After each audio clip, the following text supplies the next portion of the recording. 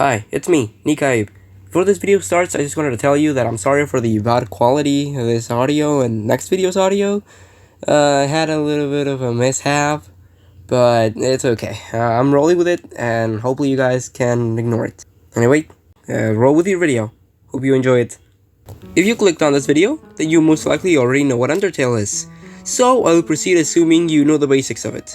But that leaves the question, what is this video gonna be about? And how am I going to entertain you?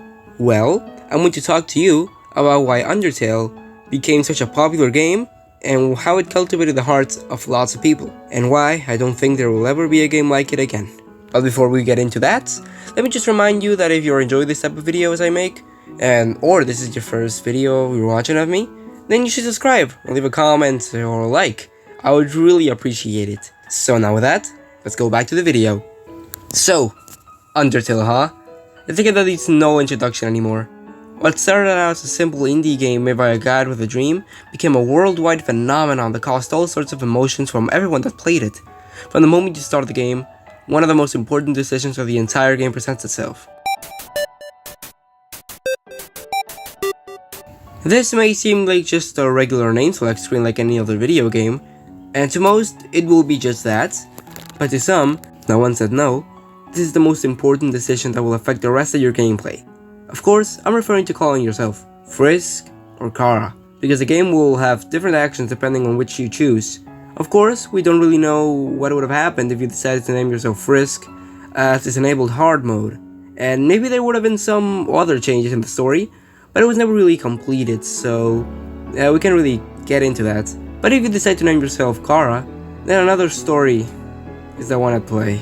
But of course, there's a third option. You name yourself something random, like your real name or something goofy. This will start just regular Undertale playthrough, and the monster will simply call you human. But there are endless possibilities here, with a lot of endings depending on your actions. Toby Fox, the creator, I'm sure you know him, really thought about everything that could go and what would happen. You can go about learning the roads to the game, and I'm sure the ending that most people got was a neutral ending, at least in the first run.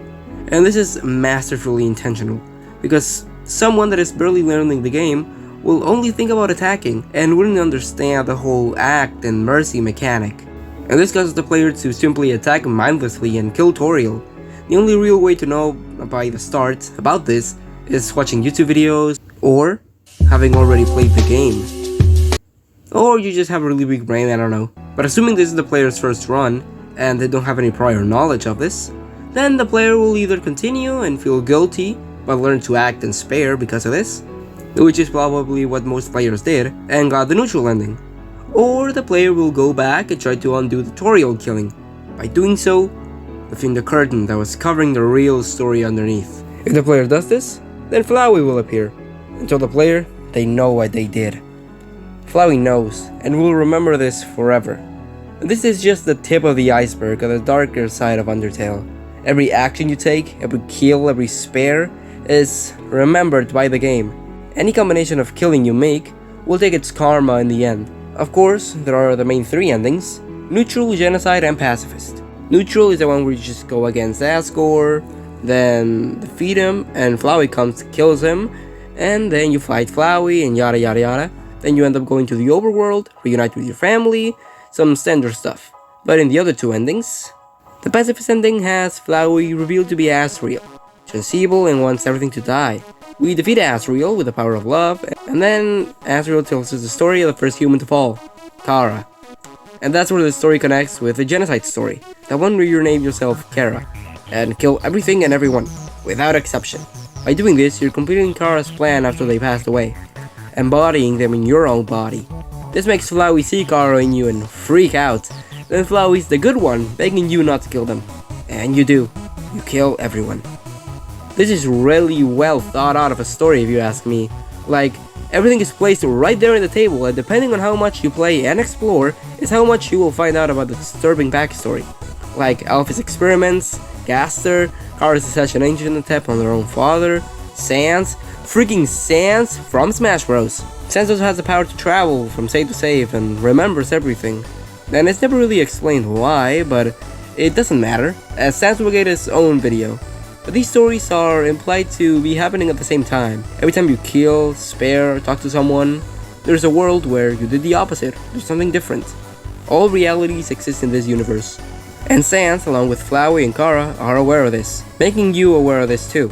And in this timelines where you kill everyone, Sans is mocking you in this fight, counting how many times you've lost to him. Sans can either be your best pal or worst nightmare, depending on if you take the most important thing from him or not. His brother Papyrus. There are a lot of ways Undertale can end, a majority of which are just a simple phone call where Sans calls you, tells you how you left the world, and, well, just tells you how everyone is after you left. And there are tons of versions of this call, depending on if you killed Toriel, or only a single Frogget, maybe killed everyone except Papyrus, in which case Sans is still kinda cool with you, I guess. He never really hates you unless you kill him. But anyway, these calls are really interesting to me, because it's just that, a phone call. A black screen, leaving everything visual to your imagination. And this game, with these endings, transmits a feeling of lost, sadness, regrets, but it can also transmit fulfillment, happiness, a sense of belonging. These characters are so well written, and they feel like real people. It feels as if you're making a real and true connection with some of these characters, no matter the timeline or save you're on, because these characters will always be there with you. And that's a feeling that no other game is able to transmit. A feeling of freedom, of wanting to interact with these characters and getting every little interaction you can out of them. You genuinely care for them. And even beyond that, you care about this world. You care to see every ending, to compare every story. You genuinely want the characters to be happy and have a happy ending. You want to help them, and to do every little side quest so they can be happy. Like the date with Papyrus, or the date with Alphys, or the date with Sans. There's a lot of dates in this game, but whatever. You do every interaction with these characters to make them happy because that makes you happy. And in every save file, you want this. Undertale is a game like no other. Aware of the player and what it's thinking. Breaking the fourth wall and making this part of the story and decisions based on it.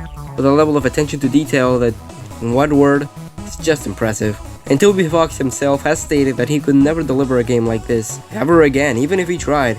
And that's why he didn't try that. He went something different. With deltarune.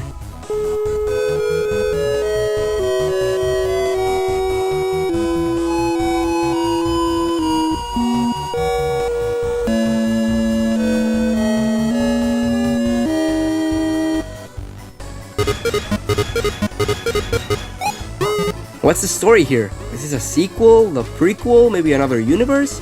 How are they connected? Well, that, my friends, will be answered in the next part. Yeah, another two-parter episode. But this one is gonna be more reasonable.